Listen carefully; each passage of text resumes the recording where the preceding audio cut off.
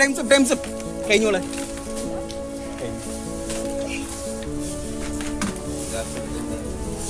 കുറച്ചുണ്ടല്ലേ, കുറച്ചുണ്ട്.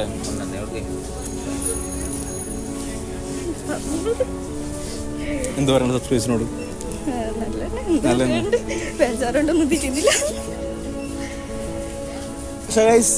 ഈ പരിപാടി കുറച്ച് ഡിഫിക്കൽട്ടാണ്, അങ്ങൊന്നും തിരിയുന്നില്ല അല്ലേ? വിഷമുണ്ടോ? ഞാൻ പോട്ടോ എന്ന് പറയാണ്ടെങ്കിൽ പറയാള് പറയും,